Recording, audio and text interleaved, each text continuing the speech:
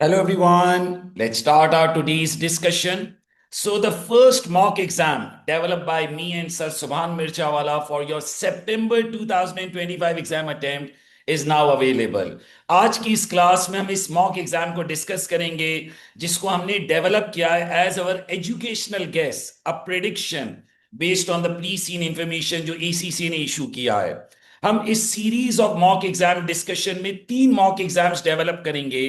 दो mock exams हम class में सॉल्व कराएंगे और एक मॉक एग्जाम आप लोगों को खुद से अटेम्प्ट करना होगा जिस पर हम आपको फीडबैक देंगे। हमारा जो क्रैश कोर्स है, जो स्मार्ट कोर्स है, इसमें हम सिर्फ प्री सीन का एनालिसिस नहीं करा रहे, सिर्फ रीडिंग नहीं करा रहे। आप लोगों ने देखा जो हमारी प्रीवियस 3 क्लासेस थी जिसमें हमने प्री सीन इंफॉर्मेशन का डिटेल्ड एनालिसिस किया, मील किट इंडस्ट्री से रिलेटेड प्रैक्टिकल एग्जांपल्स दी जो कि यूएस और वेस्टर्न मार्केट में ऑपरेट करती हैं, एक बड़ा तफसीली एनालिसिस किया। और अब हम इस प्री सीन इंफॉर्मेशन जो कि सितंबर 2025 आप लोगों की एग्जाम अटेम्प्ट के लिए आई है, उससे रिलेटेड हम तीन मॉक एग्जाम्स पर डिस्कशन करेंगे। और अगेन ये डिस्कशन सिर्फ बातें नहीं हैं, हम बाकायदा पूरा आंसर आज की क्लास में वर्ड प्रोसेसर, स्प्रेडशीट, स्लाइड्स इन पर सॉल्व करेंगे ताकि आप लोगों को बाकायदा आइडिया हो that how you actually have to deal with the examination.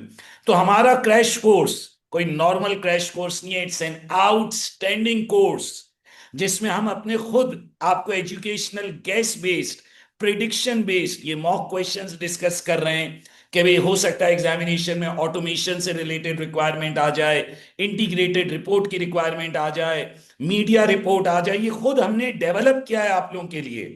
Examiner ने तो सिर्फ ये प्री सीन इंफॉर्मेशन दी थी जो आप लोगों ने पढ़ी है। अब हम इस प्री सीन इंफॉर्मेशन पर तीन पेपर बनाएंगे and there is a high probability, past exams में भी हुआ है कि सिमिलर रिक्वायरमेंट, सिमिलर कॉन्सेप्ट आपको एग्जामिनेशन में नजर आ जाता है because based on the experience, more than 25 years का एसबीएल का टीचिंग का एक्सपीरियंस आप लोग के सामने स्क्रीन पे बैठा है। तो वी कैन प्रेडिक्ट, एक अंदाजा लेते हैं कि देखो एग्जामिनर प्री सीन में इस तरह बात कर रहा है तो may be a requirement can be like this, क्योंकि ये एसबीएल पहले, एसबीएल प्री सीन से पहले नॉर्मल पेपर, उससे पहले P1 P3, तो it is a very interesting level paper. और जाहिर है सर सुभान का experience of this examination that's outstanding. तो बेस्ड ऑन दैट हमने प्री सीन एनालिसिस में भी डिफरेंट रिक्वायरमेंट्स पर बात करी थी। तो अब हम बाकायदा उन रिक्वायरमेंट्स पर ये एग्जाम पेपर हमने डेवलप किया है and we will be discussing that. Okay, आज की क्लास में हम एग्जिबिट पढ़ेंगे और टास्क 1 का पहला पार्ट सॉल्व करेंगे, बाकायदा पूरा पहला पार्ट सॉल्व करेंगे। And it will be a time taking thing क्योंकि हम रीडिंग करेंगे, डिस्कशन करेंगे, पॉइंट्स पर बात करेंगे और फिर एक्चुअल आंसर क्लास में टाइप करेंगे ताकि आपको समझ आए कि कितनी लेंथ का पॉइंट लिखना होता है। ड्राफ्टिंग अप्रोच पर पूरी क्लास आप लोग को दी जा चुकी है। प्रोफेशनल स्किल मार्क्स की 2 क्लासें आप लोग को ऑलरेडी कराई जा चुकी हैं। मैं बहुत बार ये बात बोल चुका हूं कि इससे अच्छा कोर्स हो नहीं सकता। यानी इस तरह से मॉक प्रॉपरली क्लास में सॉल्व कराना, it's a very detailed approach जो हम आज फॉलो करेंगे। तो आज की class task 1 part A, then फिर एक क्लास पार्ट बी पर एंड सो ऑन बहुत तफसील से पढ़ेंगे क्योंकि आप लोग को डिफरेंट पर्सपेक्टिव समझाने कि देखो अगर एग्जामिनर ने ये पूछ लिया तो क्या करोगे, ये पूछ लिया तो क्या करोगे। और सोचो जब एग्जाम में आप रिक्वायरमेंट देखोगे, बोलोगे यार ये तो सर ने डिस्कस कराई थी मॉक में, तो आपका कॉन्फिडेंस कितना बढ़ जाएगा, आपके पास होने के चांसेस कितने बढ़ जाएंगे। So again let's start this exam paper. समझ लेंगे भाई आज एग्जामिनेशन है, 15 दिन आ गए, प्री सीन इंफॉर्मेशन आए हुए, ऐसे सोचें अभी वैसे तो 2 ही दिन हुए। ये प्री सीन इंफॉर्मेशन डिटेल्ड हम पढ़ चुके हैं, इंडस्ट्री बैकग्राउंड, कंपनी बैकग्राउंड, ये सब हम पढ़ चुके हैं। Based on this pre seen information अब हम स्टार्ट कर रहे हैं बेटा दिस एक्चुअल एग्जाम पेपर जो हम लोगों ने डेवलप किया है फॉर यू गाइस, जिसके अंदर हमने एग्जिबिट्स भी प्रेडिक्ट किए हैं, डिफरेंट रिक्वायरमेंट्स भी प्रेडिक्ट करी हैं सो that you can understand that how actually the examination may come. Okay, so let's start. This case study consists of 3 tasks. Menucraft is a meal kit business based in Ireland that provides meal kits to customers through its website and application. याद करें, ये बातें हम pre seen में already पढ़ चुके हैं। सही। अच्छा देखें, ये क्लास लेने से पहले we have a strong assumption, क्या हम आपने हमारी प्री सीन एनालिसिस की तीनों क्लासेस अटेम्प्ट करी हैं। उसमें से एक तो हमने सोशल मीडिया पर अवेलेबल करी थी, बाकी फिर हमारी प्रीमियम क्लासेस हैं जो हम अपने एनरोल्ड स्टूडेंट्स को प्रोवाइड करते हैं।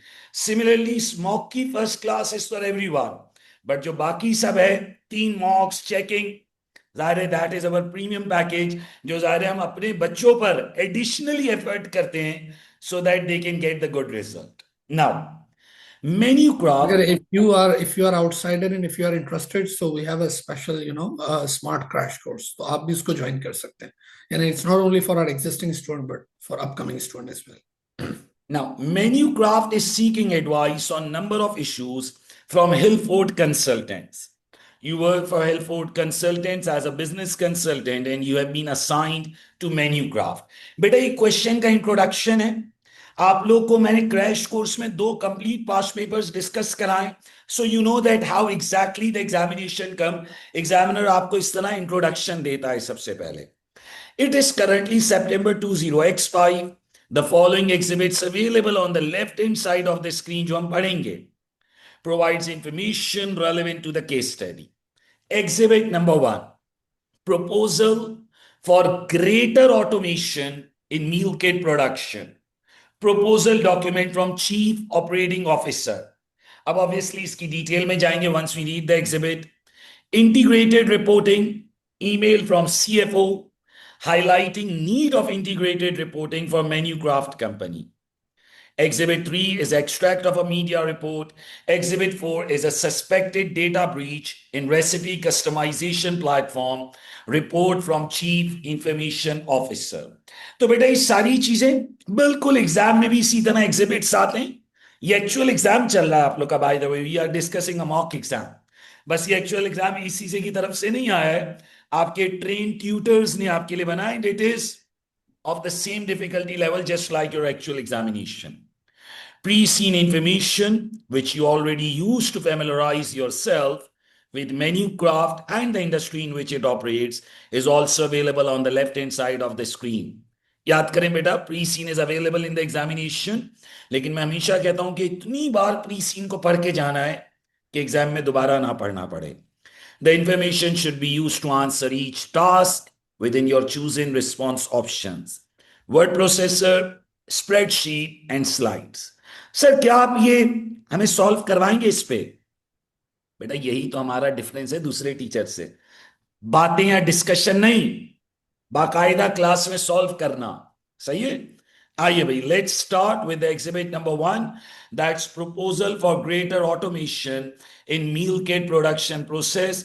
बेटा कॉन्सेंट्रेशन से सुनना है so that you can understand this. Okay. Chief operating officer, proposal for greater automation in meal kit production. To Board of Directors from Chief Operating Officer, date 6th of September 20X5. Now, our current production facility in Central Ireland operate 4 lines 16 hours per day, assembling approximately 40 million meal kits annually. While robotics are used at the start of the process, box formation and chill box placement, the majority of the ingredient selection, placement, and final quality checks are performed by human operatives. अच्छा, आप लोग को याद होगा जब हम pre scene पढ़ रहे थे तो हमने इस पर बात करी थी और हमने बाकायदा क्लास में कहा था that this can be a possible requirement. सही है। सो बेटा ये जो पॉसिबल रिक्वायरमेंट्स हैं इन्हें हम सीख रहे हैं। ये देखिए बेटा, जब आप इसमें मील किट प्रोडक्शन में जाते हैं तो यहां आपको नजर आता है बेटा that they operate 16 hours a day. बेटा फिर आपको यह नजर आता है कि बेटा a robot reads the bar code, select the correct size box, a second robot then places an empty chill box into the outer box. ये सब प्री सीन में गिवन था, याद करें भाई। अच्छा फिर यहां से ह्यूमन इन्वॉल्व होता था। At each stage a bar code is scan by human operative who select the recipe. The final stage is a quality check to ensure all ingredients are correctly packed. That is also done by human operative. तो अब देखें बेटा, यहां क्या कह रहा है? With rising competition and pressure on margin, we are considering a capital investment in advanced automation technology. This proposal includes now installation of robotic arms with a vision system to select and place ingredients automatically, reducing reliance on human operatives. इंसानों को हटाया जाएगा. अच्छा भाई, जब robots आएंगे तो क्या फायदा होगा? स्पीड बढ़ जाएगी, एरर ऑफ मिस्टेक रिड्यूस हो जाएगी, गलती नहीं करता रोबोट, थकता नहीं है रोबोट. याद करें, सर ने बाकायदा बताया था डिस्कशन में, भाई कोई गलत रेसिपी कार्ड डाल दे, गलत इंग्रेडिएंट डाल दे, तो कस्टमर कितना अनॉय हो जाता है, क्या ये मुझे गलत खाना भेज दिया. Introduction of AI driven quality control system to reduce manual checking. यानी ये जो फर्स्ट पॉइंट उसमें उसने कहा ना कि विजन सिस्टम, और ये जब वो पहला बार कोड रीड कर रहा है, सही ना, जब वो पहला बार कोड रीड कर रहा है, यानी selecting the box, the robot, तो क्यों ना हर चीज पे बार कोड ही हो ना, हर चीज यूनिक उस तरह हो. क्यों उसको पोटैटो से ही हम बोले, उसका एक बार कोड हो, और उसे जब पता हो कि this recipe requires 2 potato, may be 1 sweet potato, 1 packet of let's say ketchup और XYZ, तो वो उसी तरह उसको पिक करना शुरू कर दे. उसमें ह्यूमन की जरूरत ही क्या है जब रेसिपी स्टैंडर्डाइज्ड है. And this is actually automation, कि वो एक दफा बार कोड के बाद उसको पता है कि ये recipe and it's link with customer integrated software, उससे लिंक है, उसको पता है कि इसको ये पर्टिकुलर चीज भेजनी. उसने वही चीजें पिक की और उस बॉक्स में डालना शुरू कर दी उस आम में. Now, estimated capital expenditure $25 million, equipment, installation, training.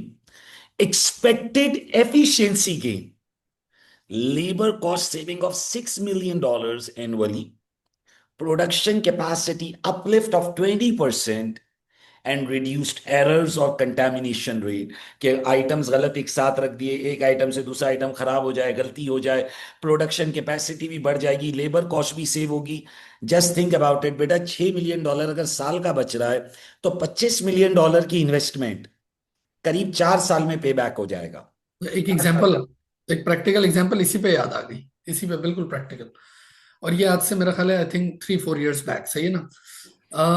It was either HEB, very big departmental store here in Texas, या फिर क्रोगर था, आई थिंक क्रोगर था शायद, सही है ना. उन्होंने ये शुरू किया था ये ऑटोमेशन, कि वो जो ये ग्रोसरी स्टोर्स हैं, सही है ना, डिलीवरी बॉक्सेस. अब मैं आपको बताना चाह रहा हूँ कि वो कितनी बारीकी का ख्याल रखा था उस रोबोट के लिए, कि जब आपका बैग भरता है, आप खुद बताएं, आप एज ए ह्यूमन सोचें, एक आपके हाथ में एक शॉपिंग बैग है और आपको ग्रोसरी भरनी है, आप पहले क्या चीजें डालोगे? आप पहले ब्रेड डालोगे या और उसके ऊपर इतना बड़ा वाटरमेलन रखोगे कि घर आए तो घर वालों से भी बुरा भला कहा, इस बेवकूफ आदमी, तूने पहले नीचे ब्रेड रखी, उसके ऊपर इतना बड़ा तूने वाटरमेलन डाला, घर आई तो ब्रेड जो है वो पूरा सैंडविच बन चुकी थी. आप समझिए बात को. तो इसका मतलब ये हुआ कि वो रोबोट जो उसको वो टेस्टिंग करा रहे थे, तो उसमें उसको ये भी समझाया हुआ था कि तूने अगर फॉर एग्जांपल एक कस्टमर के लिए डिलीवरी बॉक्स बनाना है जिसमें इट रिक्वायर्स एग्स और ब्रेड एंड मिल्क और जो भी चीजें, तो उसको वेट और उसकी वो सारे एक्सपेक्टेड सारे वो उन चीजों को, उसकी सॉफ्टनेस, सब चीजों को देखना है कि ब्रेड सबसे ऊपर आएगी आखिर में, ब्रेड नीचे आएगी नहीं. तो ये सब चीजें इसके अंदर भी वही है. वाला काम, ये पुरानी बात कर रहा हूँ, उसमें ये कर रहे थे कि भाई हम ये ऑटोमेशन पूरी लेके आ रहे हैं और उसमें हम इन चीजों का भी ख्याल रखेंगे कि किस तरह उसकी सेटिंग हो जो इंसान नहीं सोच सकता. हम तो खुद भी ग्रोसरी करते हैं, हम अभी भी गलती कर देते हैं, अंडे तोड़ के ले आते हैं. Now, implementation time frame is 18 months. Potential issues. Job losses up to 350 operative roles could be made redundant. This is a problem बेटा. हमारा कॉर्पोरेट इमेज कितना हिट होगा? आउट ऑफ 900 स्टाफ 350 बंदा हम फारिग करेंगे बेटा. हमारा तो वो 3 वर्ड, हम तो पीपल की बड़ी ख्याल रख रहे थे, तो बेटा हमारा पीपल वाला फैक्टर तो मिस हो जाएगा. This may trigger trade union actions and reputational concerns over social responsibility. 350 बंदे निकालोगे तो इकोनॉमी पर भी तो इंपैक्ट आएगा. Technology risk, dependence on automation suppliers, high maintenance cost, and risk of production stoppages if a system fails. Cultural impact shift from people centric production to a machine driven may undermine menu crafts, local people first brand narrative. So these are the potential concerns which may come. The board is asked to evaluate whether the long term efficiency and scalability benefits justify the upfront cost and the potential social impact. तो बेटा ये पहला proposal है जो chief operating officer ने present किया है for the greater automation process. अच्छा, आपके एसबीएल के एग्जाम में बड़ा रूटीन है कि टास्क वन में नॉर्मली वो ऐसा कोई प्रपोजल प्रेजेंट करता है जिससे बिजनेस को ग्रोथ की तरफ लेकर जाना होता है। ओके, सो नाउ एग्जाम में बैठे हैं भाई, ये एग्जिबिट वन हमने पढ़ लिया। अच्छा, अब बेटा हमेशा एक बात याद रखिएगा, नॉर्मली आपका एग्जाम पेपर इस तरह से स्ट्रक्चर्ड होता है कि हर एग्जिबिट के साथ रिक्वायरमेंट कनेक्टेड होती है, लेकिन ऐसा हर बार वही मैंडेटरी नहीं है, बट स्टिल आपने करना ये है कि जैसे ही आप एक एग्जिबिट पढ़ लो जाकर टास्क पढ़ा करो, ताकि आपको ये आइडिया हो जाए कि जो चीज मैंने पढ़ी है क्या मैं इससे फौरन फौरन कोई सवाल सॉल्व कर सकता हूं। क्योंकि देखो बेटा, अब ये सारा डेटा दिमाग में फ्रेश है, अगर आप इससे फौरन फौरन कोई टास्क सॉल्व कर लोगे तो उससे आपको बड़ा बेनिफिट होगा, आपका टाइम सेव हो जाएगा, आपको दोबारा से जाकर चीजें इतनी ढूंढनी नहीं पड़ेंगी। Task 1. In response to the proposal sent to the board of director by the chief operating officer, board of Manucraft have asked chief operating officer to consider wider implications of automation on overall business and culture of Manucraft. CEO has requested you to assist him in the preparation of this business report. आइए जरा बेटा, अब requirement में वो क्या मांग रहा है।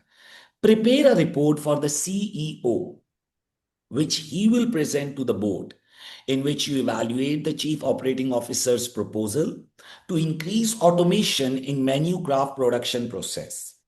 Your answer should assess, अब बहुत गौर से, should assess the financial and operational benefits. ये headings बन रही हैं, financial benefit, operational benefit, risk relating to people, culture and technology, and wider implications for Manucraft brand and ESG commitments, ESG, environmental, social governance. Conclude with a clear recommendation to the board, 20 marks. Professional skill marks are available for your skill of analysis of this proposal from different aspects that how it will impact the Manucraft brand. Beta 4 marks professional skill for analysis, 20 marks in technical and 4 marks for professional skill, in total a requirement of 24 marks. And one of the very interesting proposal जहां वो human operative से उठकर automation की तरफ shift होने की बात कर रहा है। ओके, आइए। अच्छा देखिए, जब भी ये प्रोसेस की बात होती है ना, प्रोसेस मैनेजमेंट ज़्यादा आपकी कोर्स लाइन आउटलाइन का पार्ट है। जब भी process, process means the method, process means the method. जैसे आपने एडमिशन लिया, उसका एक प्रोसेस था, www.mirchala.com, this click this get the access. इस तरह हम अपने एम्प्लॉयज को पेमेंट करते हैं, एक एच उसका पेरोल का प्रोसेस है, सही है ना। टीचिंग उसके अंदर एक प्रोसेस है। तो प्रोसेस तो इदारे के अंदर बहुत सारे होते हैं, जैसे इनका मील किट का प्रोसेस है, पेमेंट का एक अपना प्रोसेस होगा, एचआर को पेमेंट करने का अपना प्रोसेस होगा, डिलीवरी का process whenever there is a change in process, उसके पीछे एक ऑब्जेक्टिव क्या हो सकता है कि या तो वो वैल्यू ऐड करे, किसी न किसी किस्म की कोई वैल्यू ऐड करे, तब वो प्रोसेस में चेंज आप लाते हो। या प्रोसेस में चेंज क्यों लाते हो कि चलो वैल्यू तो ऐड नहीं कर रहा, लेकिन बॉटलनेक्स, कट कॉर्नर्स, कॉस्ट को कम कर रहा है, टाइम को कम कर रहा है, तो ये एफिशिएंसी, ये भी एक वैल्यू कि किसी तरह, या फिर वो दोनों कर रहा होता है। जैसे आप लोग कभी पेमेंट कर रहे होते हो क्रेडिट कार्ड, देखिए ये प्रोसेस है, आप पेमेंट करते हो, click click click click click, last पे जाते हो तो बैंक आपको कहती है कि you have a unique code, वो आप डालो। आप बोलते हो भाई यार ये बैंक ऐसा क्यों करती है कि देखो ना, प्रोसेस के अंदर एक स्टेप और ऐड कर देती है। उससे क्या फायदा होता है? अब उससे टाइम वेस्ट होता है, हाँ होता है, 10 सेकेंड्स 5 सेकेंड वो लगते हैं, कॉस्ट लगती है उन इदारे की सब, लेकिन उसका एक्स्ट्रा वैल्यू क्या है? Security, extra layer of security.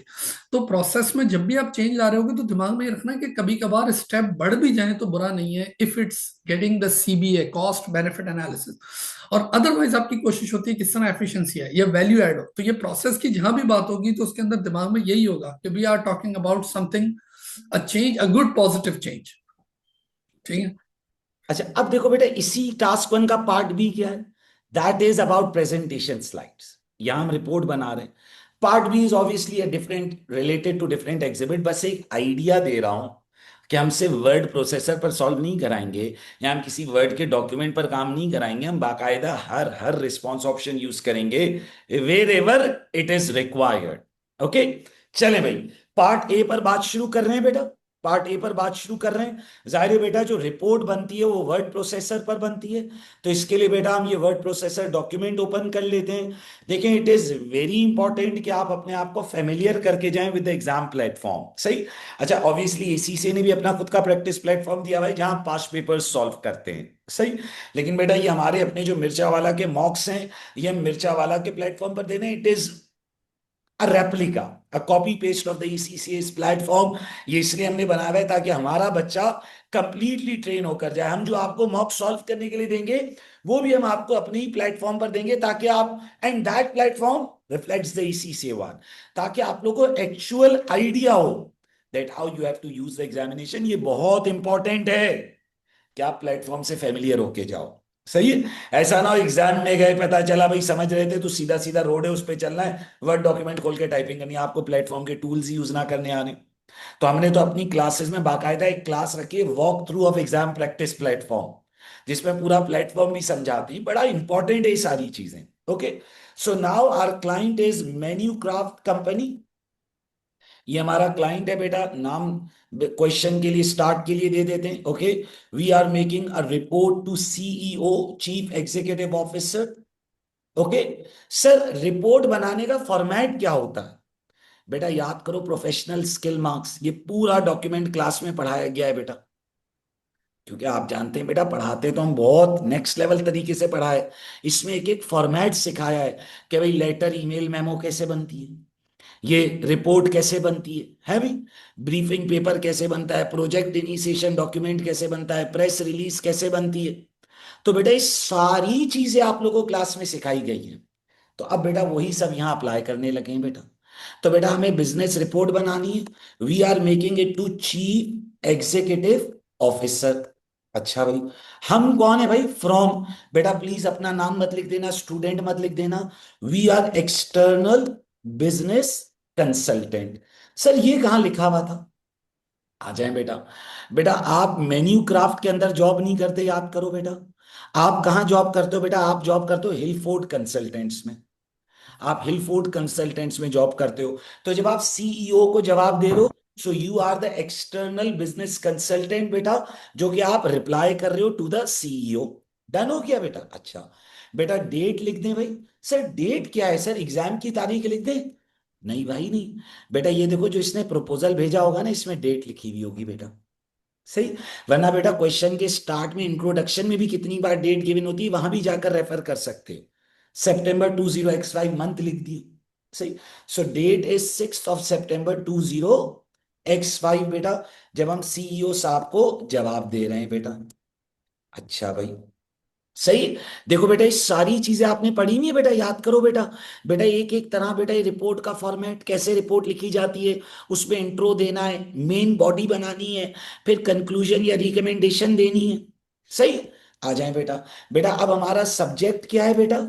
तो ये देख लो बेटा, सब्जेक्ट ये गिवन है बेटा, proposal for greater automation in meal kit production. बेटा ये हमारा सब्जेक्ट है, जो हम जिसके लिए बेटा ये बना रहे हैं बेटा रिपोर्ट। ये हमने बेटा वहां से कॉपी पेस्ट कर दिया। अच्छा, कॉपी करने के लिए कंट्रोल C, पेस्ट करने के लिए कंट्रोल V। कभी कभार एग्जामिनेशन में कुछ बच्चों के लिए शॉर्टकट्स नॉर्मल चल रहे होते हैं, लेकिन अगर कभी एग्जाम में ना चल रहे हो तो बेटा टाइप कर लीजिएगा। परेशान घबरा मत जाना, और सर नहीं चल रहा कॉपी पेस्ट, मसला नहीं है, टाइप कर लो। सही। अच्छा, कभी कभार ये भी होता है कि एग्जामिनेशन में आपको राइट क्लिक करके कॉपी करना पड़ रहा होता है। तो एग्जाम में इन तमाम चीजों के लिए रेडी रहिएगा।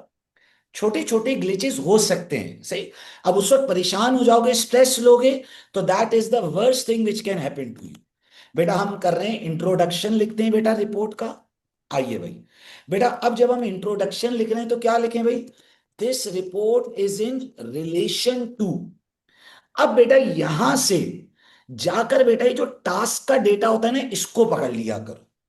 अब देख लो बेटा, prepare a report which will present to the board in which you evaluate the chief operating officer proposal to increase automation, सही, it should include the financial operational benefit risk relating. अब पता है करो क्या बेटा, बेटा यहां से इस पूरे हिस्से को कॉपी कर लो और इसी को थोड़ा सा रीफ्रेश कर देना, तो तुम्हारा इंट्रोडक्शन बन जाएगा। चाहो तो अपनी वर्डिंग में भी लिखो, लेकिन क्यों मेहनत करनी बेटा। टास्क 1 से डेटा कॉपी किया, यहां पेस्ट कर दिया, सही। बेटा ये इंट्रोडक्शन वगैरह जो ये आप लिखते हो, ये जो रिपोर्ट का फॉर्मेट बना रहे हो ना, इसके कम्युनिकेशन स्किल में आपको मार्क्स मिलते हैं। So this report is in relation to Chief Operating Officer's proposal to increase automation in Manucraft's production process. अब यहां से ये हटा दो, your answer should assess, सही। अब यहां ये कर दो, it includes financial and operational benefits, risk relating to people, culture and technology, and the wider implications for Manucraft's brand and ESG commitments. Further, it also includes a reasoned recommendation to the board. सही है भाई, ये लीजिए बेटा। बेटा आप देखो कितना मैं प्यार से लिख रहा हूं, कोई स्ट्रेस नहीं बेटा, बिल्कुल रिलैक्स होकर लिखना है। रिपोर्ट का फॉर्मेट पढ़ कर गए हो, परेशान तो होना ही नहीं भाई। रिपोर्ट का फॉर्मेट पढ़ कर गए हो, परेशान होना नहीं है, तो याद होना चाहिए। अच्छा, इसमें कभी कोई एक आध चीज ऊपर नीचे हो जाए, कोई स्ट्रेस की बात नहीं, रिलैक्स, कोई टेंशन नहीं। कभी डेट लिखना भूलो सर, कुछ भी नहीं हो जाएगा। एग्जामिनर टॉलरेंस रखता है, उसे पता है आप एग्जाम सिचुएशन में आंसर कर रहे हो, लेकिन मेजरली फॉलो करो। Introduction, this report is in relation to, requirement से डेटा उठाया, पेस्ट, डन। चलें भाई, अब आंसर स्टार्ट करें। बेटा अब आंसर को तोड़ेंगे, तोड़ना कैसे देखो, it includes financial and operational benefits. तो आ जाए बेटा, सबसे पहली हेडिंग दे देते हैं फाइनेंशियल बेनिफिट्स। बेटा इस प्रपोजल के फाइनेंशियल बेनिफिट्स क्या, उस पर बात करते हैं। फिर एक हेडिंग दे देंगे ऑपरेशनल बेनिफिट, फिर एक हेडिंग दे देंगे risk relating to people and culture, फिर हेडिंग दे देंगे रिस्क रिलेटिंग टू टेक्नोलॉजी, फिर हेडिंग दे देंगे वाइडर इंप्लीकेशन। बेटा खुद ब खुद आंसर होता जाएगा, पता भी नहीं चलेगा। अच्छा सर, अब जो हर पॉइंट हम लिखते हैं वो कितना डेप्थ वाला पॉइंट होना चाहिए, जो हर पॉइंट हम लिखते हैं उसमें कितनी डिटेल होनी चाहिए, उसके कितने मार्क्स मिलते हैं। अच्छा देखिए, हमेशा याद रखें बेटा, एग्जामिनर आपको हर पॉइंट के, ये जो हम लिखेंगे ना, 1 से 2 नंबर देता है, 1 to 2 मार्क्स, सही। 2 marks when a point is very good, 1 mark for an okay point, सही। मैं हमेशा बच्चों को रिकमेंड करता हूं कि आप दिमाग में रखकर चलो कि आपका हर पॉइंट 1 नंबर वाला है, आप 2 वाला लिखो ही नहीं। क्योंकि आप जब डिटेल में ले जाते हो ना पॉइंट को, तो आप बातों को रिपीट करते हो, and that is the point where you start to lose the marks. आप 1 1 नंबर वाले पॉइंट बनो, और हर पॉइंट 2 लाइन 2.5 लाइन। अच्छा, पॉइंट का मतलब है शॉर्ट पैराग्राफ्स। अच्छा सर, अगर मैंने थोड़े एक्सेस पॉइंट्स लिख दिए, मेरे पास टाइम था, तो क्या एग्जामिनर उन्हें रीड करेगा? बिल्कुल करेगा भाई। एग्जामिनर ने ये थोड़ी लिखा था रिक्वायरमेंट में, राइट 10 पॉइंट्स, राइट, उसने तो ये बोला ही नहीं। उसने कहा भाई मैं for every valid point up to 2 marks दे सकता हूं। Fair enough. मेरे पॉइंट 1 1 नंबर वाले थे, मैंने ज्यादा पॉइंट्स लेके मैंने बातों को तोड़ा था, कोई मसला नहीं, इट्स कंप्लीटली एक्सेप्टेबल। और भाई ध्यान रहे, एग्जामिनेशन में नेगेटिव मार्किंग तो है ही नहीं, परेशानी है ही नहीं। ज्यादा लिखने वाला सिर्फ टाइम मैनेजमेंट का नुकसान करता है, उसका पेपर पूरा नहीं होता, बाकी नंबर नहीं कटते। जितना लिखेगा नंबर मिलेंगे, सही। तो हमेशा घड़ी को नजर में रखो कि भाई क्या आप टाइम में सवाल पूरा कर पा रहे हो या नहीं कर पा रहे। सर आपका तो सवाल टाइम पर पूरा नहीं हो रहा, बेटा हम तो एक्सेस बातें भी कर रहे हैं ना। एग्जाम में बैठे होते तो अभी ऐसे टक टक टक टक टक टक टाइपिंग कर रहे होते, हम तो डिस्कस भी कर रहे होते हैं, लेकिन मैं आपको पॉइंट्स उसी लेंथ के लिखवाऊंगा विच आर प्रैक्टिकल। डन है भाई? चले भाई, लेट्स स्टार्ट। बेटा प्रपोजल के फाइनेंशियल बेनिफिट्स बताते हैं मुझे थोड़े। ये देखो बेटा, ये फाइनेंशियल डेटा गिवन है। एस्टिमेटेड कैपिटल एक्सपेंडिचर कितना है बोलो भाई? $25 मिलियन। सेविंग कितनी है? $6 मिलियन। फाइनेंशियल बेनिफिट बताऊं बेटा? फाइनेंशियल बेनिफिट है कि इस प्रपोजल का पे बैक पीरियड बहुत अच्छा है बेटा। 4 इयर्स का पे बैक है खाली लेबर कॉस्ट की सेविंग में। बेटा 4 साल का पे बैक मिल रहा है, इससे अच्छा और क्या चाहते हो? सर 4 साल अच्छा होता है बुरा होता है? बेटा अच्छा होता है ना, शॉर्ट पे बैक पीरियड है, और टेक्नोलॉजी तो चलती रहेगी, वो कौन सी खराब हो रही है, सही। प्लस बेटा जब तुम्हारी कैपेसिटी बढ़ जाएगी तो तुम्हारे पास वैसी फाइनेंशियल बेनिफिट मजीद आ सकता है इन टर्म्स ऑफ इंक्रीजिंग रेवेन्यू। और तुम पढ़ चुके हो बेटा इन द क्वेश्चन कि जो मील किट की इंडस्ट्री है ग्रोइंग इंडस्ट्री है। So when we will have greater capacity तो financial benefit in terms of extra revenue भी एग्जिस्ट करता है। ओके, तो आइए जरा फाइनेंशियल बेनिफिट बेटा। Financial. proposal proposal to invest in automation of meal kit production process by adding further automation in the process will have a very reasonable payback period of around 4 years as capital investment of $25 million will generate saving in terms of labor cost of $4 million per year. Okay, better payback period will improve better payback period or better returns of investment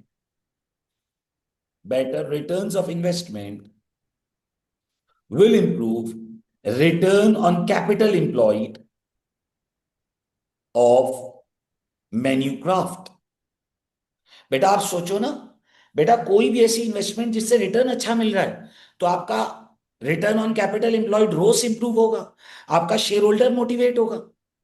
भाई जब labour cost save होगी, सोचो बेटा, जब labour cost आपकी save होगी तो profits भी तो बढ़ेंगे, डिविडेंड भी तो इंक्रीज होगा। फाइनेंशियल बेनिफिट है ना पैसों की टर्म्स में।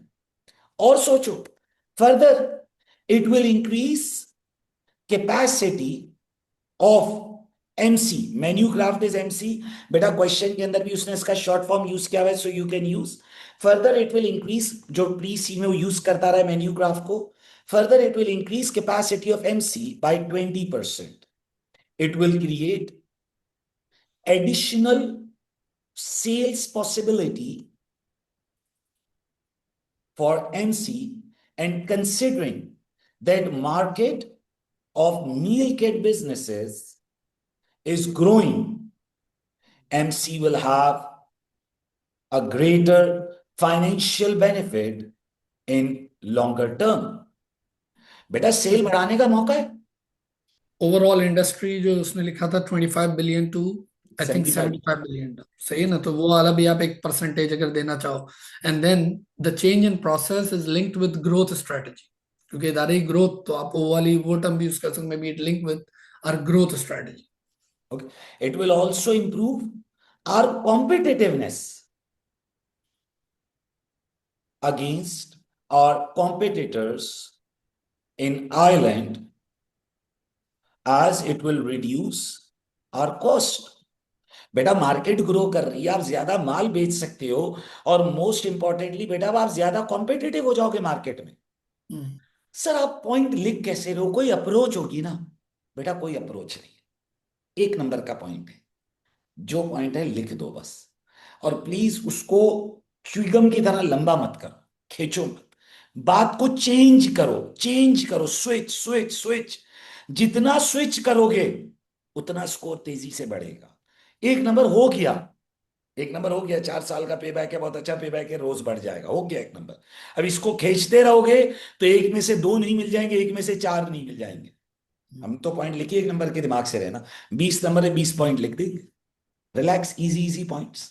फिर और क्या कहा भाई, कैपेसिटी बढ़ जाएगी तो ज्यादा सेल करने की प्रोबेबिलिटी होगी, we have greater competitiveness in the market. अच्छा भाई, आपने प्री सीन में देखा था कि there was no problem with MC, यानी सर ने लास्ट टाइम प्री सीन में बताया था स्ट्रेंथ। याद है जैसे एमसी का इंट्रोडक्शन शुरू हुआ था तो उसकी स्ट्रेंथ पे ही बात थी कि we are quality provider and this and that, यानी स्ट्रेंथ ही सारी दिखाई थी। लेकिन वो स्ट्रेंथ किस काम की? अगर आपके पास कैपेसिटी नहीं है तो फिर तो कोई फायदा ही नहीं है ना। देखिए ना, अगर मिर्चा वाला सिर्फ फिजिकल कॉलेज ही कर रहा होता तो हम तो हमेशा से ही ब्रांडेड थे, हम तो जब से पैदा हुए हैं तब से ब्रांडेड है, ठीक है ना? मैं अमूमन इस तरह बात करता नहीं हूँ, लेकिन मैं आपको वैसे बता दूं कि हमेशा ही प्रॉब्लम रहा है कि क्लास में जगह ही नहीं होती थी फिजिकल।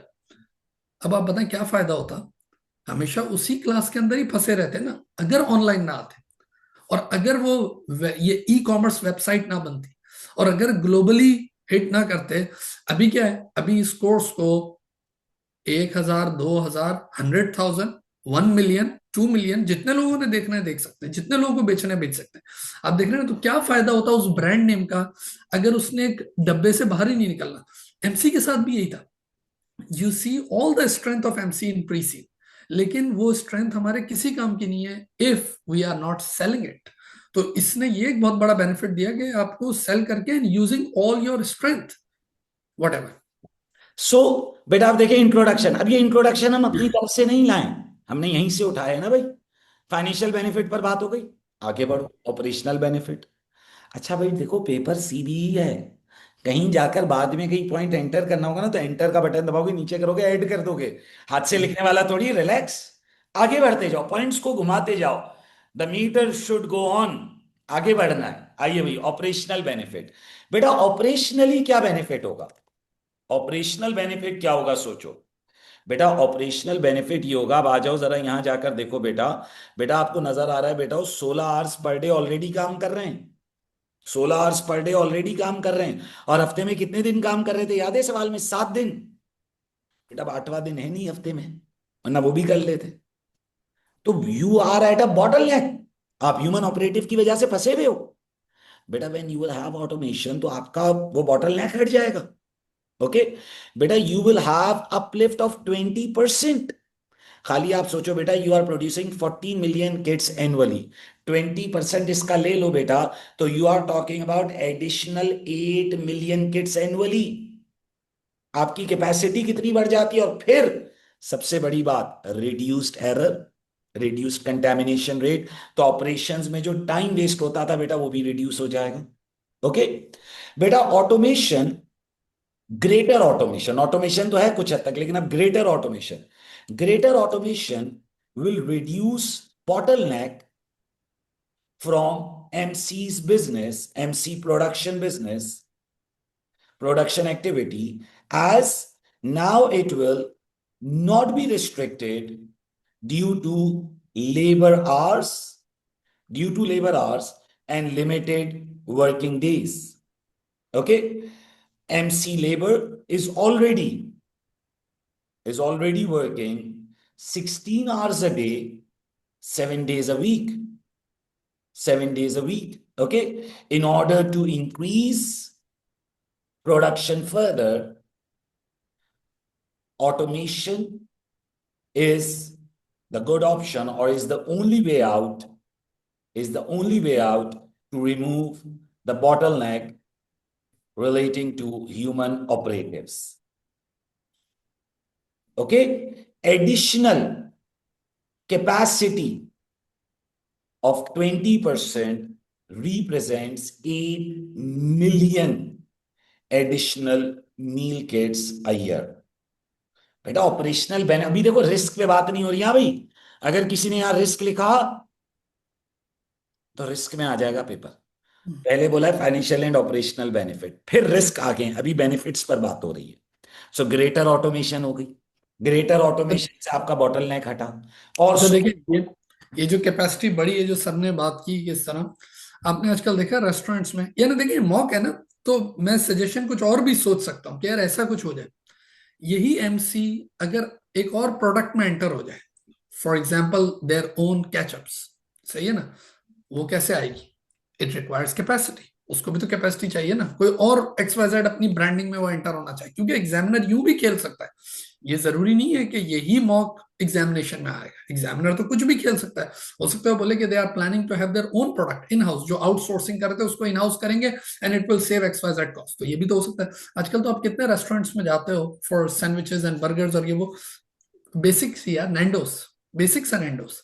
तो नैंडोज अपनी वो जो सॉस है वो भी तो बेच रहा होता है ना, तो वो सॉस कैसे बेचता होगा? इसका मतलब उसके पास कहीं ना कहीं कैपेसिटी होती है, तभी तो वो सॉस बनती है। तो कितने गैलन्स में वो सॉस चाहिए कि यार ये सॉस भी हम बेचेंगे, और सुपर मार्केट्स में भी वो सॉस नजर आ रही होती है। तो हो सकता है एग्जामिनर यूं भी खेल ले। इसी तरह ये तो एग्जामिनर ने प्रपोजल दे ही दिया है, अगर वो आपको बोलता है इवेलुएट करना है कि हम ये करें या ना करें ये प्रोसेस, और सोचें इस पे, तो फिर हो सकता है, और बैलेंस शीट भी दे देता, तो फिर आपको गेयरिंग को भी देखना पड़ता। क्योंकि सम टाइम बच्चे है ना एग्जामिनेशन में ऐसे बैठते हैं जैसे उनकी सीट के नीचे है ना मिलियंस और बिलियंस ऑफ डॉलर पड़े हैं, वो बोलते हैं नए जहाज खरीद लो ये। तो जरा आपको उस टाइम उस एंगल को भी देखना पड़ेगा। अभी तो ये बात नहीं हो रही जो सर ने कहा ना, अभी तो सिर्फ बेनिफिट की बात हो रही है और कोई बात नहीं हो रही, अभी कोई ऐसा इवैल्यूएशन नहीं हो रहा है। Okay. फिर it will also reduce errors and contamination issues which may arise due to human involvement.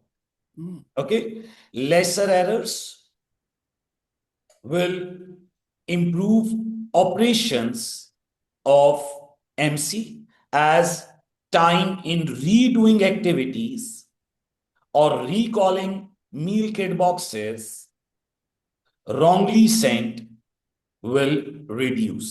बेटा ऑपरेशनली कोई चीज रीडू करना कितनी टायरिंग चीज है।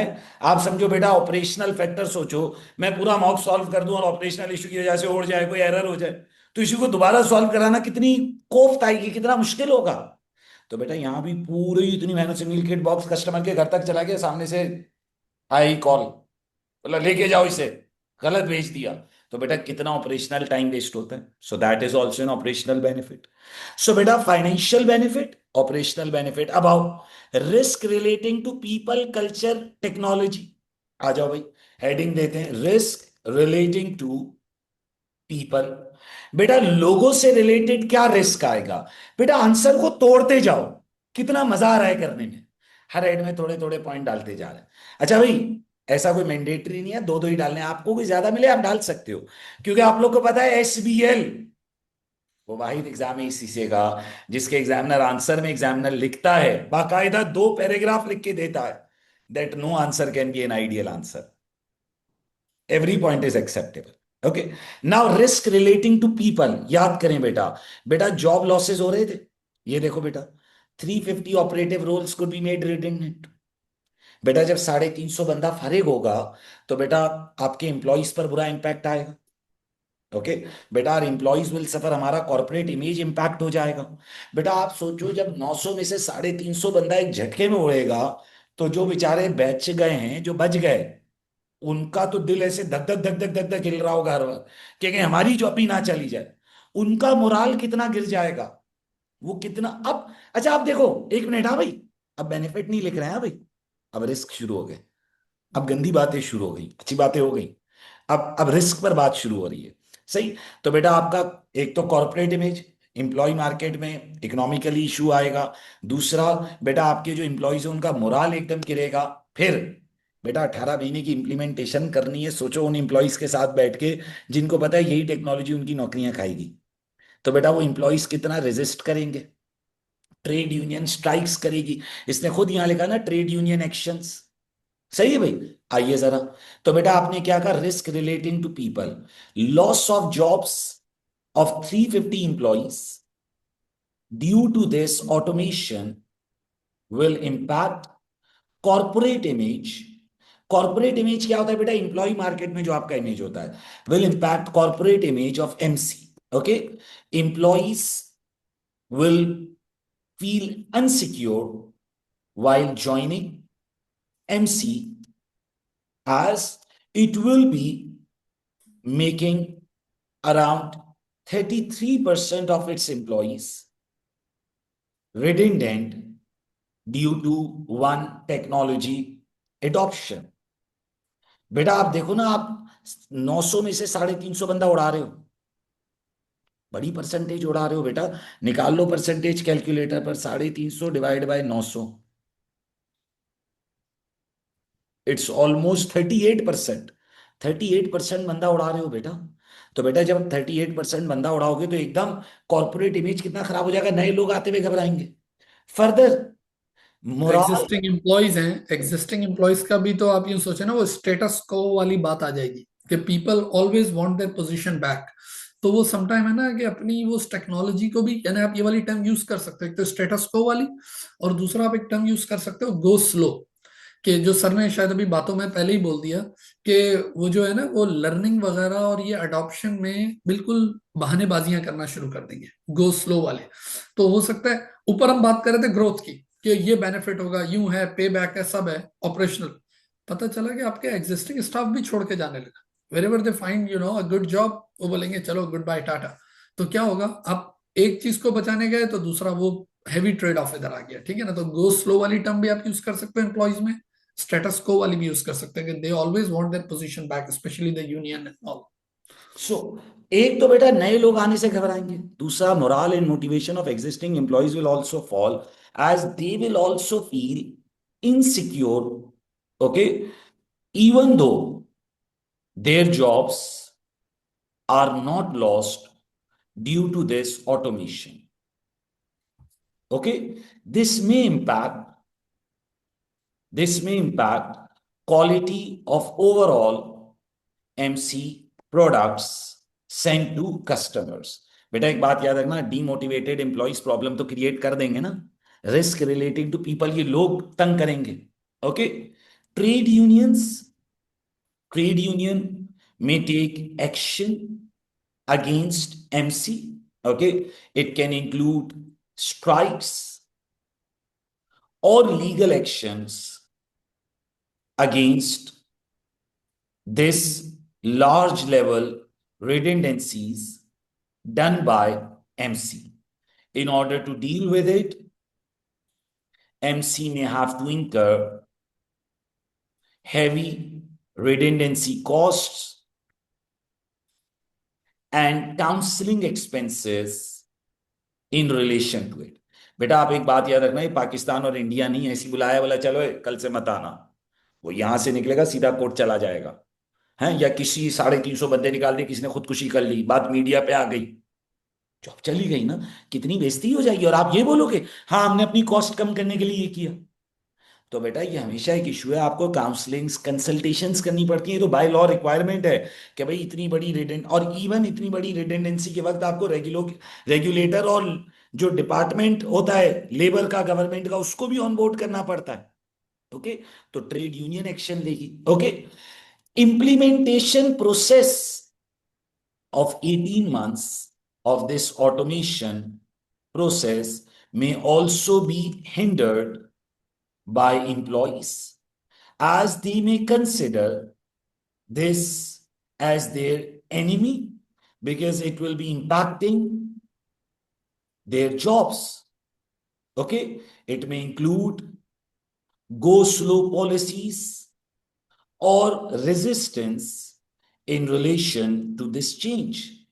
बेटा ये सब रिस्क रिलेटिंग टू पीपल है, ये आपको इंप्लॉइज की तरफ से बैकलैश आएगा, ये आपको बेटा इंप्लॉइज की तरफ से बैकलैश आएगा।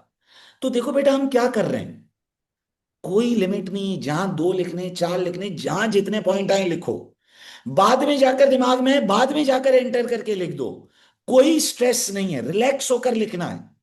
अच्छा, अगर एक बात समझ, एग्जामिनेशन में 20 में से 20 नहीं चाहिए पास होने के लिए, you just need 10 good points to pass. तो मैं हमेशा एक बात कहता हूं, पेपर कर रहे हो रिलैक्स करो, खुद ब खुद पॉइंट्स आएंगे, और ये तो खुद एग्जामिनर एसबीएल में बना कर देता है, कोई किताबी बातें तो याद रखनी ही नहीं सर। अच्छा, अगर मॉक को थोड़ा सा फिर चेंज करते हैं, वो इस दफा रिडेंडेंसी कर ही नहीं रहा, वो बोल रहा है 900 के 900 बंदे ही रहेंगे, लेकिन 60 टेक्नोलॉजी आएगी। फिर क्या होगा, फिर क्या कोई रिस्क आएगा? तो इसके अंदर फिर भी आएगा। कैसे आएगा देखिए जरा सुने। एक तो वो स्टेटस को वाली बात की, लोग वैसे ही बुरा फील करते हैं जब उनकी, आज हम दोनों की जगह कोई रोबोट पढ़ा रहा हो ना, और हमें पैसे पूरे मिले, हमें कोई फायर भी नहीं कर रहा, बोला हमें सिर्फ बैठना होगा, हम फिर भी नाराज हो जाएंगे कि यार इंपॉर्टेंस, सही है ना। एक दूसरी बात पता क्या है, people love familiarity, people love patterns. लोगों को एक फैमिलैरिटी और एक पैटर्न में काम करना पसंद है, सही है ना। बहुत अरसे तक ये लोग मेरे पीछे पड़े रहे कि जूम पे आ जाओ, जूम पे आ जाओ। मैंने कहा मैं जूम पे नहीं आऊंगा, क्योंकि मैं go to webinar use, as you remember, मैं गो टू वेबिनार यूज करता था, इट वॉज एक्सपेंसिव प्लेटफॉर्म, जो भी वो कोविड से पहले वाला गो टू वेबिनार, मैं आके ही नहीं दे सकता। तो बोलते, जबकि बोलते थे यार जूम में इतने बेनिफिट, पीपल लव फैमिलैरिटी, आपने पीपल अभी तक लव आईपैड भी यूज नहीं किया नहीं मेरे पास है। पीपल लव पैटर्न्स, आप समझ रहे हो बात को। तो हो सकता है एग्जामिनेशन में बोले कि हम किसी को नहीं फायर कर रहे, लेकिन we are bringing technology and they will have to interact with the technology. तो उसमें भी आपको वो साइकोलॉजिकल बेनिफिट, वो social psychological problem, social problems, आपको ये सारे लिखने होंगे। ये वाली बात भी लिखनी होगी कि लोग जो है ना वो उससे दूर वैसे भी भागते हैं, चाहे कितनी भी अच्छी टेक्नोलॉजी हो, क्योंकि लोगों को एक खाते पे काम करने का शौक है, वो बोलते हैं कौन क्विक बुक यूज करेगा। अच्छा, जब अर्लियर, आज से 100 साल पहले भी जब टेक्नोलॉजी आई थी, तो उसका एक बहुत बड़ा सोशल कॉस्ट ये थी कि असेंबली लाइन में लोग दूर दूर एक दूसरे से हो गए थे। ये I am talking about Frederick W Taylor और वो टेलरिज्म और उधर की बात कर रहा हूँ, कि लोगों में एक इशू ये आ गया था कि यार जो हम करीब खड़े होते थे और गप्पे मारते थे, वो हमें जब एक डिस्टेंस आ गया तो लोगों ने उस पर भी रेजिस्ट किया। तो ये रेजिस्टेंस आती है, इट्स नॉट। तो मैं तो ये सोच रहा हूँ कि हम लोग मॉक के अंदर भी मॉक बना रहे हैं अपने दिमाग से। अच्छा, अब बेटा रिस्क रिलेटिंग टू कल्चर। बेटा अब यहाँ मैं आपको थोड़ा सा प्री सीन याद दिलाऊं बेटा, इनकी वेबसाइट।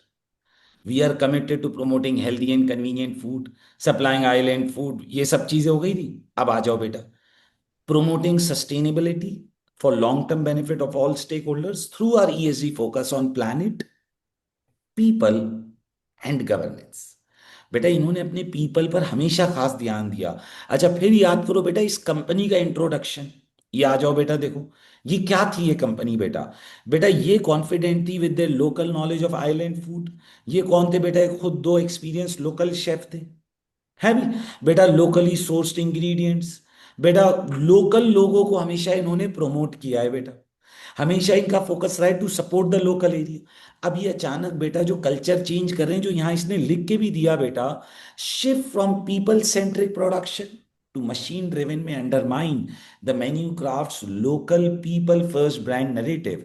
बेटा जब आप ये कल्चर चेंज करोगे तो ऑटोमेटिकली ओवरऑल इदारे में और आपके स्टेक होल्डर्स की तरफ से रेजिस्टेंस आएगी। ओके बेटा, जब ये कल्चरल चेंज आएगा बेटा, बेटा cultural change of moving from people centric structure to greater automation may bring resistance from different stakeholder groups of MC, of menu craft. Okay, MC has included in its vision that it value people along with planet and governance. Okay, this change of culture may lead to some stakeholders shifting away from MC, and it can include changes in senior management and some institutional shareholders also। बेटा आप देखो ना, वो लोग जो आपके culture से agree करते थे, वो आपके साथ कनेक्टेड थे। जब आप ऐसी चीजें चेंज करना शुरू करोगे तो हो सकता है जो सीनियर मैनेजमेंट में से लोग डिसएग्री कर जाए कि नहीं यार, now we don't want to work with them. Maybe कुछ इंस्टीट्यूशनल इन्वेस्टर्स इस इमेज को सपोर्ट ना करें, मे बी उनका डिविडेंड बढ़ा है, but maybe they don't support this. और अब अगर सम बैंक्स रेजिस्ट करें या रेगुलेटर रेजिस्ट करें। ओके, अगर आप इस इदारे को वैसे देखो ना, तो ये बड़ा इमोशनल सा, ये मैं तो इनकी केस स्टडी को देखता हूँ, और ये जो मॉक भी बना हमारा, जो यानी कितना रियल लाइफ से करीब है। आप अगर प्री सीन को भी देखें, हर दफा मैं ये कहता हूँ, आपको पता है इस इदारे को अगर आप देखें, और ये मैं प्रैक्टिकली देखता हूँ इसलिए मैं बात कर रहा हूँ, और प्रैक्टिकली मेरे साथ हुआ भी है, कि बाकायदा आप देखें तो ये लोकल शेफ, देख रहे हो, ह्यूमन एलिमेंट इसके अंदर नजर आ रहा है। We talk about locally source people, ये वो। तो आजकल इदारे अपना बाकायदा फैमिली बैकग्राउंड लिखते हैं। हम लोग उधर टेक्सास में कितने इदारे देखते हैं, लिखते हैं it's a family own business, it's a family own business, अपना घर, वाइफ की तस्वीर, बच्चों की, ये वो, यानी वो बताते चाहे। तो देखिए ये इदारा भी जो है ना, look at the history of this organization, look at the beginning, सब कुछ उसमें आपको इमोशंस जो है ना, फाइनेंशियल, यानी इमोशंस एंड डॉलर्स, इसका आपस में रिलेशन है। मुझे कोविड के टाइम पे याद है, आई यूज टू सेल टायर्स, सही है ना, मेरा एक साइड बिजनेस था, कोई उसमें नहीं, तो मेरे पास बहुत सारे टायर्स, मेरे पास बहुत कस्टमर्स होते हैं टायर्स के, और स्पेशली दूसरी स्टेट से गोरे आए हुए होते थे, इधर भी यानी फुल वाइट कस्टमर। वही टायर, सेम ब्रांड वॉलमार्ट पे मिलता था। आपको पता है वो क्या बोलते थे, कितने उसमें? बोला we don't want to buy from Walmart, we want to buy from you. क्यों? क्योंकि बोला we don't want to support that. अब देखो वॉलमार्ट का इमेज क्यों है, वॉलमार्ट, मैं उसके आगे क्या हूं? कुछ भी नहीं। लेकिन वो बोलते थे हम इस लड़के को सपोर्ट करना चाहते हैं। देखो तुमसे बाय करने का मतलब तुम्हें सपोर्ट, उनको, यानी उनकी सोच देखें क्या थी। वो बोलते थे यार इससे बाय कर लो, इस ये हमें, ऑल्दो मेरी प्राइस भी कॉम्पिटेटिव होती थी सब कुछ, लेकिन उसके बावजूद उनका मैंने सोच देखी थी कि वो बोलते थे अगर वॉलमार्ट और सुभान तो मिर्च वाला। कि बोला यार ये छोटा है, इसको सपोर्ट करेंगे, ये लोकल है, घर देखे, फैमिली है, अच्छा भाई इससे ट्रायल। आप देख रहे हो कैसा बिजनेस, और मेरा बिजनेस एकदम चलने लगता था। यानी लोगों को, बड़े और कॉर्पोरेट इदारों को सपोर्ट करने में ज्यादा गुस्सा आता है compare to local people, family oriented people. ये इसका यूं समझे यूनिक सेलिंग पॉइंट है। अगर आप देखें तो एग्जामिनेशन में वो किसी भी तरह ये गेम खेल सकता है। You getting my point? इन मैंने कहा ना, मेरे साथ पर्सनली ये चीजें हुई हैं, तो मैं देखता था, सोच को देखता था वेस्ट की कि यार क्या सोच है इनकी इसमें। सर अच्छा, अब यहां से आगे बढ़े बेटा, अगला पॉइंट, पीपल हो गया, कल्चर हो गया, रिस्क रिलेटिंग टू टेक्नोलॉजी। बेटा कौन कहता है टेक्नोलॉजी रिस्क फ्री है भाई? एक मिनट, सर एरर खत्म हो जाएंगे, ये तो अच्छी बात है ना। अब टेक्नोलॉजी पर बात करूं, $25 मिलियन लगा के तुम रोबोट के 2 आर्म लगा रहे हो, कल रोबोट के 4 आर्म आ जाएंगे दुनिया में। टेक्नोलॉजी तो ऑब्सलीट होती, कुछ ना कुछ नया आ जाएगा, कोई नई तरह की रोबोट आ जाएगी, फिर $25 मिलियन खर्च करोगे। ऑब्सलेंस। फिर बेटा अभी तो तुम 350 बंदे से काम करा रहे हो, हमारी डिपेंडेंसी 350 लोगों पर है। जब तुम टेक्नोलॉजी पर आ जाओगे तो एक वेंडर पर डिपेंडेंट हो जाओगे, क्योंकि जाहिर है वो रोबोटिक आर्म जिस सप्लायर ने दिया, जो उसकी एआई सपोर्ट दे रहा है। और फिर बेटा एक बात सोचो, $25 मिलियन इन्वेस्ट होंगे, $6 मिलियन की लेबर कॉस्ट सेविंग होगी, तो रोबोटिक आर्म की कोई मेंटेनेंस नहीं होगी, वो तो पानी से चलेगा ना बेटा, ऐसा तो नहीं होगा। वो भी बिजली खाएगा, उसकी भी मेंटेनेंस होगी, तो वो भी तो खर्चा है, उसको नहीं सोचोगे बेटा। मेंटेनेंस कॉस्ट, ऑब्सलेंस, डिपेंडेंसी, बेटा ये सारे फैक्टर आ जाएंगे। और प्लस बेटा 18 मंथ्स की implementation, it's a long time. 18 महीने बहुत होते हैं बेटा, उसी में कोई चेंज ना आ जाए। सही। सो बेटा रिस्क रिलेटिंग टू टेक्नोलॉजी बेटा, बेटा obsolescence, risk of obsolescence is a major risk for MC when shifting to automation using robotic arms. Okay, technology may evolve over next few years, and a better maybe a better option gets available, and it may lead to further capital investment despite of investing $25 million upfront currently। बेटा जब आप technology के गोले में फंस जाते हो ना, ये तो नेवर एंडिंग है।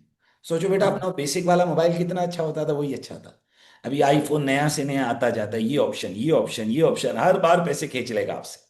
ओके। इसी तरह फिजिकल फिजिकल टीचिंग, मुझे याद है कभी कभार कराची में, यानी 20 साल पुरानी बात करूं, मैंने एक दफा रोड पे बैठ के पढ़ा लिया था।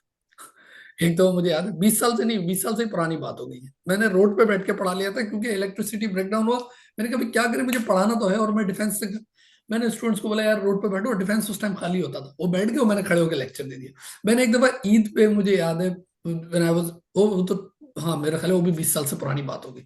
तो पीआईए ट्रेनिंग सेंटर पूरा बंद था, तो मैंने वो ईद वाले दिन मैंने कुर्सी, वो सीढ़ियों पे बच्चों को बैठा दिया कि सीढ़ियों पे बैठ जाओ। मैं, क्यों?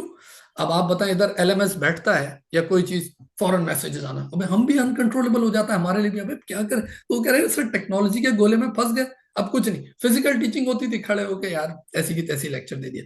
इसी तरह ये जो इवॉल्व करने की बात की, टेस्ला, अब आप टेस्ला के शोरूम पे जाए ना, तो वो गाड़ियां वाड़ियां बाद में दिखती है, सबसे पहले उसका रोबोट खड़ा होता है। आई डोंट नो आप लोगों ने टेस्ला ऑप्टिमस, टेस्ला बॉट, इसका नाम सुना है नहीं सुना? आप देखिएगा जो इसकी फैक्ट्री में रोबोट काम करता था, वो अब खड़ा होता है। मैं बल्कि कल ही एक हमारे गेस्ट आए हैं, उनको वो टेस्ला का शोरूम देखना दिखा, तो सबसे पहले उसने अपना पूरा ह्यूमनॉइड रोबोट खड़ा किया हुआ है जो इसकी फैक्ट्री में काम करता था, अब वो एल्डरली केयर, डिसेबल पीपल, या घर के जो हाउस चोर्स होते हैं उसके लिए काम कर रहा है। और ये रेस्टोरेंट इंडस्ट्री में तो रोबोट्स, वैसे ही रोबोट डॉग्स आपने देखे होंगे। मैंने खुद आज से 2-3 साल पहले, मैंने नेदरलैंड एम्स्टर्डम में, हम एक रेस्टोरेंट में बैठ के खा रहे थे, तो उसमें वो बाकायदा रोबोट ही आ रहा था, वो आपको कस्टमर को इंगेज करता है, हैप्पी बर्थडे बोल देगा, ये वो, फिर आपका ऑर्डर लेके आपके पास आ रहा होगा। ये बहुत सारे काम वो खुद रोबोट आजकल कर रहे होते हैं, आपको वेटर वेट्रेसेस नजर नहीं आते, वही सारा काम करते हैं। लेकिन वंस अगेन इवॉल्विंग, इवॉल्विंग और ऑब्सोलीट हो रही है टेक्नोलॉजी। Now, इसी तरह बेटा it will also increase dependency on a single technology provider, as this automation process, as this automation and robotic process will be installed and maintained by some technology company, and it may make MC dependent on it as if it goes out of business or it gets engaged in other customers. MC may face operational issues. बेटा अभी आप 350 लोगों पर dependent हो, अब आप एक vendor पर डिपेंडेंट हो जाओगे। और सोचो बेटा, बेटा and robotic arm and automation will also have its maintenance cost. Okay, this factor is currently ignored in chief operating officers proposal, as it is only looking at $6 million saving in terms of labor cost. Okay, this is probing, like ये जो sir अभी कर रहे हैं ना, ये scepticism वाला point भी है कि भाई वो जो बोल रहा है सारी बातें उसकी नहीं मान लेनी कि आप जो कह रहे हो, या वो वाला कल्चर नहीं करना जी ऑपरेशनल साहब, जी सीईओ साहब, नो सीईओ भाई, no.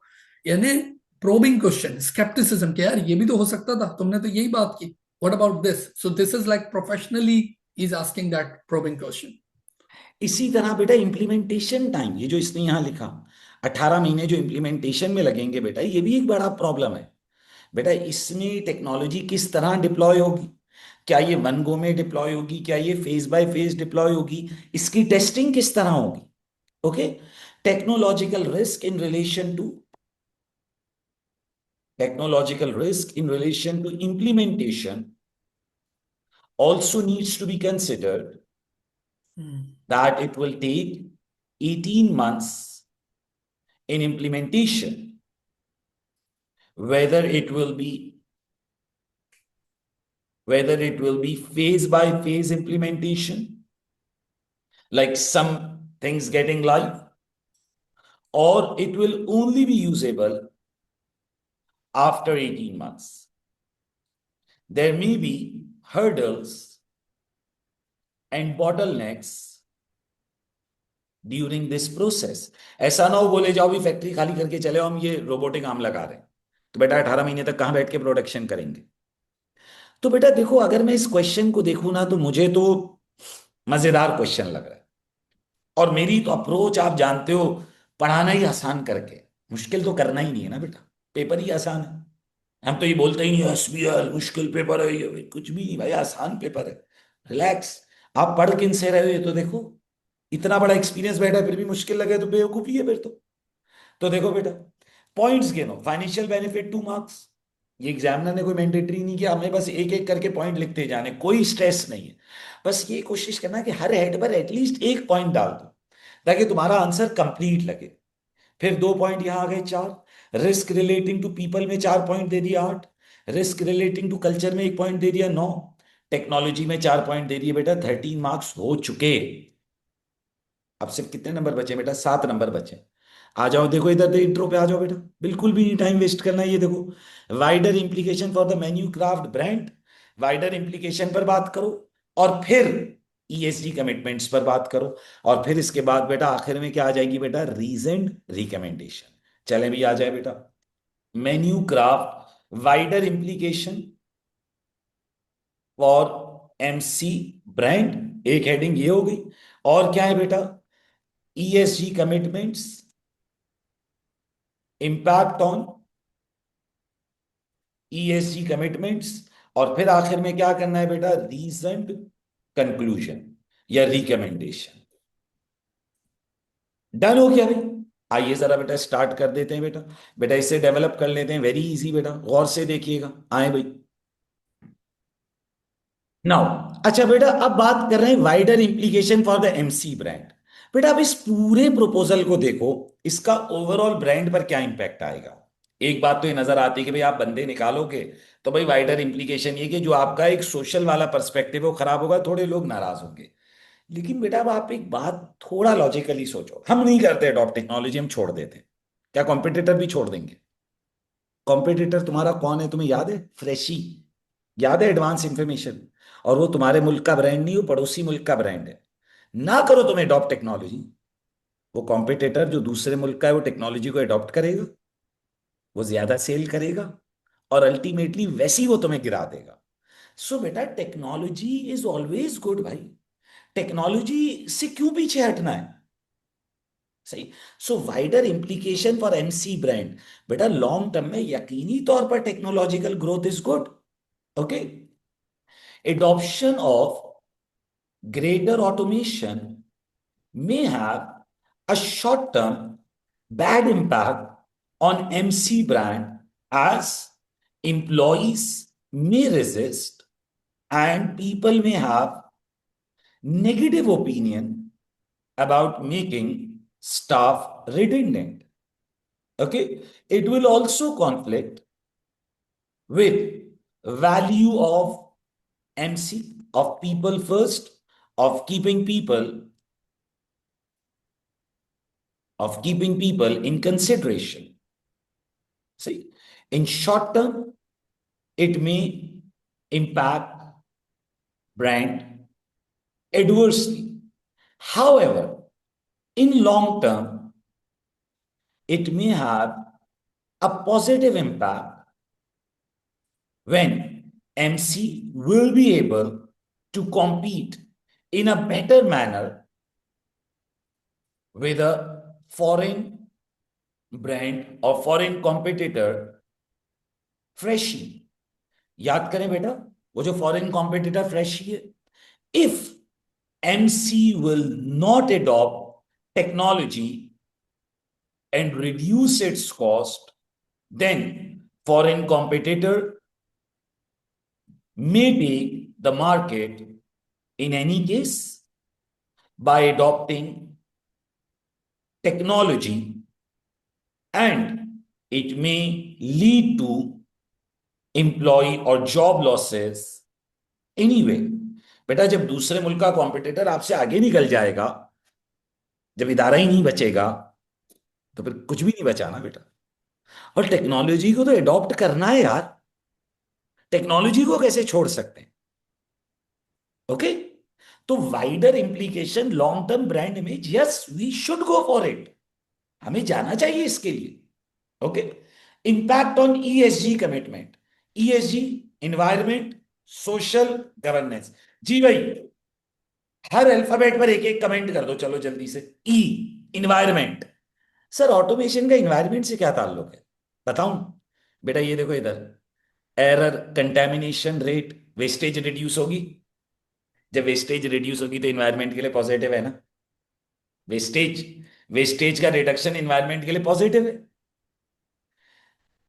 E, reduced wastage favourable for environment. S, social, people will get annoyed because we are eating up 38% of our jobs. Socially, maybe negative, but E, environmentally is friendly. G, governance. Beta, governance perspective से here transparency will be very important. हमें manipulate नहीं करना चाहिए, we should be transparent. We should deploy this automation in a careful manner. Keep the employees in loop, keep the stakeholders in loop. Don't annoy or hide things from the stakeholders. Okay. So ESG commitment. From environment perspective, greater automation is favorable as it will reduce error rates in MC production process. This will reduce wastages and that will have positive impact on environment. बेटा environmentally तो favourable है ना बेटा, कि हम wastage को reduce करें। Social perspective may be adversely affected due to redundancy of staff. However, it may have, अब बड़ी इंटरेस्टिंग बात लिखने जा रहा हूं, however it may have positive impact on society as reduced cost of MC if forwarded to customers in terms of lesser price, will facilitate people to afford food as a necessity at cheaper rates. बेटा ये भी तो एक बहुत बड़ी बात है, society को इस पर्सपेक्टिव से फायदा होगा। हाँ, अगर हम वो सारा पैसा अपने नफे में रख लें और शेयर होल्डर घर ले जाए तो जाहिर है not, that's not good. Okay, governance perspective of MC requires transparency in this entire process. Okay, implementation of this automation and its impact on employees should be transparently disclosed, and maximum effort should be done to reduce its impact. Okay, manipulative style to deal with implementation process will conflict with MC's value of transparency and accountability. सही है भाई? बेटा देखो, point सोचते जा रहे हैं, लिखते जा रहे हैं, कोई लंबी चौड़ी टेक्निक कुछ भी नहीं, small small points, very specific. Sir ये जो सब आप लिखवा रहे हो सकता है आपको किसी टीचर ने कहा ऐसे नहीं ऐसे लिखो, एग्जामिनर आंसर ने कहा ऐसे नहीं ऐसे लिखो, ये सब आप अपनी तरफ से बता रहे हो। बेटा मेरे इस क्रैश कोर्स में बाकायदा एक पास्ट पेपर है कोर जेट्स कंपनी, मैंने इंक्लूड किया है, और उसके लिए मैंने एक डॉक्यूमेंट पढ़ा है, read the mind of marker, जिसमें मैंने गुड स्टूडेंट और बैड स्टूडेंट का आंसर चेक होता हुआ दिखाया है। ये मैं नहीं कह रहा, ईसीसी ने दिया हुआ है डॉक्यूमेंट, ये मेरे कोर्स का पार्ट है। जब आप उसे देखोगे ना तो आप समझ जाओगे कि एग्जामिनर कैसे नंबर देता है। ही don't want long long points, वो रेलेवेंट कमेंट ढूंढता है, हाईलाइट करता है, ठक नंबर देता है। डन जी भाई, कितने नंबर हो गए बेटा? ये 2 नंबर फाइनेंशियल बेनिफिट, 2 ऑपरेशनल 4, फिर 4 number risk relating to people 8, फिर एक 9, फिर ये 4 नंबर टेक्नोलॉजी में 13, वाइडर इंप्लीकेशन में 2 नंबर 15, 3 नंबर इधर 18। सर थे कितने नंबर?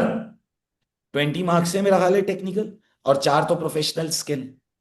बेटा आ जाए, आखिरी काम जल्दी से, रिकमेंडेशन देने लगे हैं, reasoned recommendation.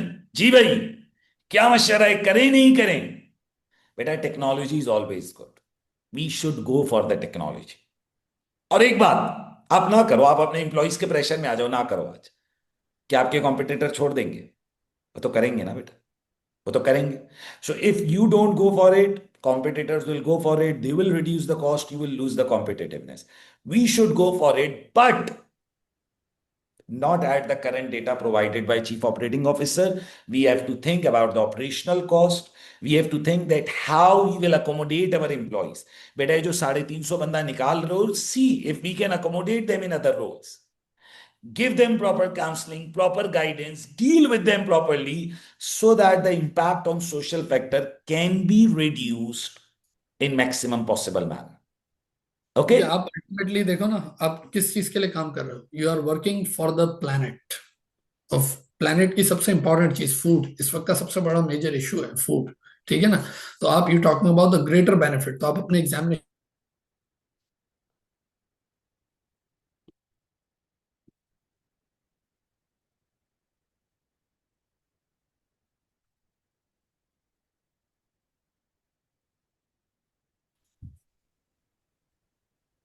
I think there was a technical glitch. मैं रिपीट कर देता हूँ इस बात को कि देखिए, आप है ना इसमें उस इमोशनल बात को भी कर सकते हैं, क्योंकि वो जो ग्रेटर बेनिफिट को आप देख रहे हो ना, the problem is what, the food. तो आप तो फूड को कम करके, वो फूड की प्राइस को कम करके you are giving a quality, और ये बात उसने अपने प्रीसीन में लिखी है कि we always give a quality and differentiation and all that, and ultimately you are reducing the price as well due to this technology thing. तो वो जो आपका विजन अचीव करना है आपको, वो कैसे अचीव होगा? Due to this thing. सही है ना ये स्टेप? यानी आज उस मिशन एंड द विजन और वो वैल्यूज इन सब के लिए and for the greater benefit of the planet आज कोई छोटे मोटे ऑपरेशन करने पड़ेंगे, तो ऐसी इमोशनल या जिसको मैं कहता हूँ सैंडविच अप्रोच ये आपको यूज करनी पड़ेगी in this communication. So, recommendation MC Neilcraft should go for this automation as it will reduce its cost and wastages. Okay, it will give it a competitive advantage over its competitors, and it will make it more financially sustainable. Even if MC will not adopt this proposal, its competitors may go for it, and it will affect MC's business model. और फिर जाहिर हो तमाम stake holders के लिए problem बनेगा. However, careful consideration need to be given about additional cost relating to this technology. It also needs to be considered that how impact on affected employees can be reduced and what level and phase of counseling or consultation need to be done before making them redundant. बेटा आप देखो again एक employ को नहीं निकाल रहे, आप 350 employees को निकाल रहे हो, which is 38% of your staff level. So you have to be careful in the process. बेटा 20 मार्क्स की रिक्वायरमेंट बेटा. Task 1 part A, report to CEO, evaluate the proposal of automation. बेटा रिपोर्ट का format, introduction, and then we started with the main body. Main body की heading नहीं देनी होती, direct you start with the question. Okay बेटा हमने इधर क्या डील किया है बेटा, टास्क 1 पार्ट ए हमने डील की. ओके रेफर करते हैं तो अच्छी बात है ताकि एग्जामिनर के लिए क्लियर रहे. वैसे it's not mandatory. Report to CEO, introduction दिया, financial benefit, operational benefit, risk for the people, culture, technology, wider implication, impact on ESG and recommendation. बेटा आंसर को जितना तोड़ोगे उतना इजी होगा करने में.